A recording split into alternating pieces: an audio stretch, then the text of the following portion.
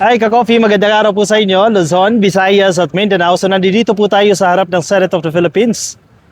Dito po ito sa Pasay, no? At kung inyong makikita, kumpul pa rin po yung mga tao. Mag-aalas 7 na po, gabi na po ito ha, pero marami pa rin po yung mga tao. Kung inyong nakikita sa likuran, yung mga nakaputi, sila po yung pro-impeachment.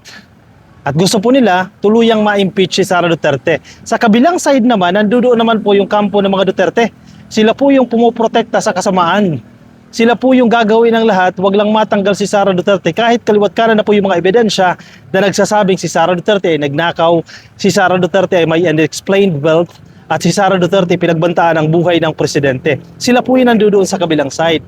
Itong mga tao na to, nandito tayo sa side ng mga nakaputi, sa kabutihan, sa kaputian, yung kabila sa kasamaan, kanina pa po sila dito. Actually, may mga nakakausap po tayo dito na mukhang hindi na po sila aalis dito hanggang bukas na po ito kasi bukas may event din po may mga inaasahan din po tayong pupunta ng mga supporters po ng impeachment dito po sa Senado. At isa rin po sa kanilang ipinapanawagan dito kasi nakausap din natin yung ibang mga nagrarally dito ay ang pag-surrender kay Bato de la Rosa sa International Criminal Court. Kasi kung inyo matatandaan, kahapon medyo mainit po ang tensyon dyan dahil meron pong nag-i-exist na warrant of arrest kay Bato de la Rosa. Kinonfirm po mismo yan ng International Criminal Court at ng ICC mismo. So sa kasalukuyan po ay protektado ng Senado, sabi nga Senate Protective Custody sa ilalim po ni Senate President Alan Peter Cayetano, itong si Bato de la Rosa. So ayaw nila i-surrender yan.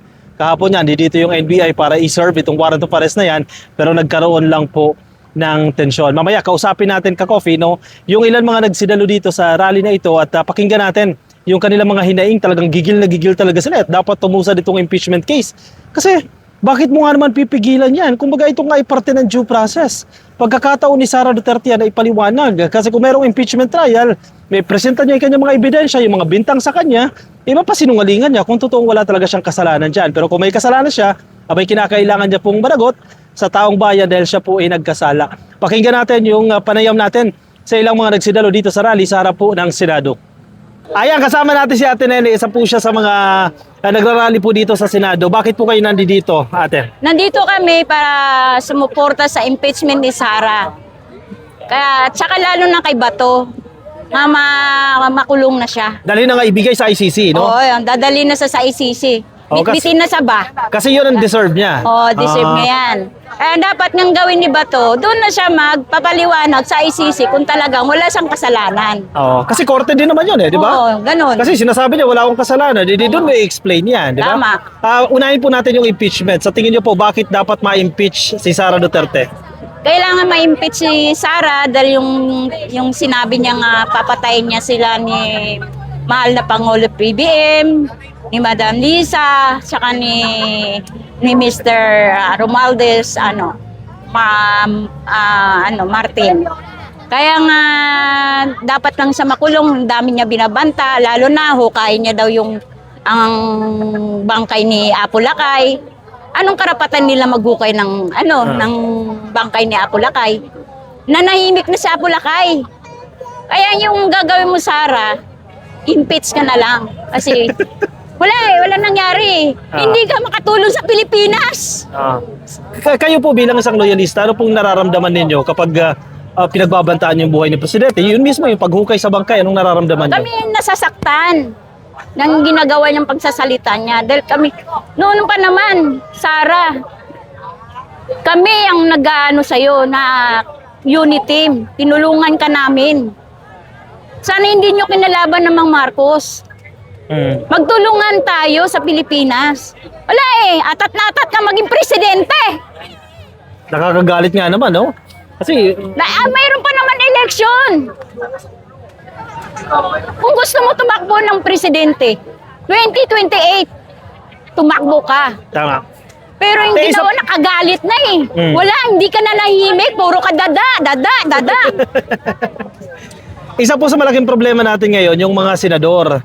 Tinanggal nila si Tito Soto, syempre kasi pabor sa impeachment Ano po yung panawagan ninyo sa mga senador na nandito ngayon, kung may session man sila, anong masasabi niyo sa kanila? Lalo na yung nag-traidor kay Tito Soto.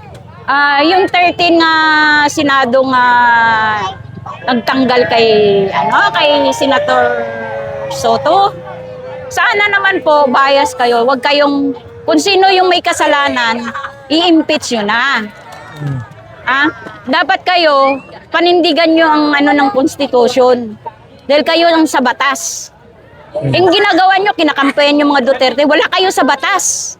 Tama. Kailangan ang gagawin nyo, batas ang manindigan. Hindi kayo dapat kailangan ng sundin. Sa ano na lang po, ate, last na po ito ha. Sa taong bayan na nakikinig po ngayon, baka may gusto po kayong sabihin sa kanila. Tayo mga taong bayan, mga Pilipino, magtulungan tayo. Kailangan natin, tayo mga Pilipino, tayo lang makapagtulong sa sarili nating bayan. Hindi tayo dapat kailangan magdahas ng dugo, mag-away-away. Magtulungan tayo para uunlad ang Pilipinas. At suporta sa administrasyon, di ba? Kasi sa Suportahan gobyerno. natin na lang si Presidente BBM.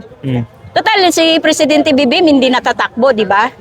Sana suportahan nyo na lang. Mag-antay kayo mga Duterte. Mag-antay kayo.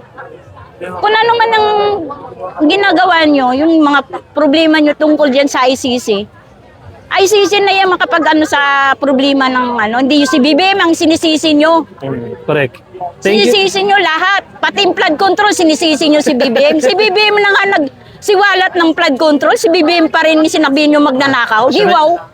Ayos kayo Narinig mo yung ka-coffee, no? Grabe yung galit ng mga tao dito kay Sara Duterte at kay Bato de la Rosa. Samantala po, may mga senador po na nag-file po sila ng resolusyon dyan po sa Senado at hinihimok po nila ang pugante na si Bato de la Rosa na i-surrender ang kanyang sarili sa authorities at harapin po yung mga kaso na isinasampa sa kanya. Kabilang po sa pumirma dito sa resolusyon na to, si dating Senate President Tito Soto, nadyadyaan din po si Senator Panfilo Lacson, si Senator Risa Ontiveros, si Senator Bam Aquino at si Senator Kiko Pangilinan. Ang kanilang resolusyon po, Bato, wag kang maduwag. Humarap ka sa authorities, isurrender mo yung sarili mo at huwag ka magtago dito sa Senado. Yan po yung nilalaban ng kanilang resolusyon. Tingnan natin kung ano po yung magiging take ng iba pong mga mambabatas, ng ibang mga senador dito po sa Senado. Kanina ba ito? Kahapon, no? Nagkaroon din po ng, nag-viral po ngayon sa social media yung kayabangan ni Robin Padilla. At binabastos niya po si Senator Kiko Pangilinan habang po ito ay nagsasalita sa podium kung ano-ano pong sinasabi nito ni Robin Padilla. Talaga may pagka-arugante talaga at bayolente talaga itong mga to. Oo.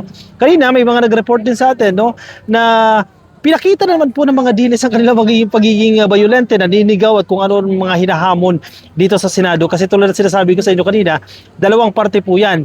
Yung gate po ng Senado, yung part na yan po, yan po yung gate ng Senado. And then may mga pulis po na nakaharang. At itong side na kinaroroonan po natin, dito po yung mga supporters ng pabor sa impeachment, mga pro-impeachment. At yung nasa kabilang side naman, may mga pulis din po na nakaharang.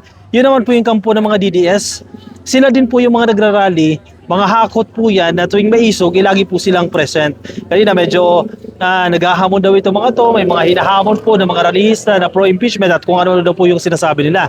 Meron din po sila mga speakers na dala at nag-play po roon yung may mga music sila, may mga jingle at sinasabi nila na Marcos Bangag at kung ano-ano pa po ang sinasabi nila. Talaga naman, basta pag sinabi mo talagang dilis ay kung ano-ano mga sinasabi, may pagka-arugante, may pagka-bayolente, talagang pinanindigan nyo na yung karakter na yan. Sige, pansamantala muna tayo magpapaalam ka-coffee pero nakabantay pa rin po tayo dito sa Senado. May mga komento po kayo, opinion nyo, reaction, lagay dyan sa comment section para nababasa po ng iba natin mga ka-coffee. Mga nasa Facebook, baka di pa po kayo naka-like and follow, please like and follow, YouTube subscribe, TikTok subscribe na rin po kayo at magkita-kita tayo ka-coffee sa aking susunod na video. Bye-bye!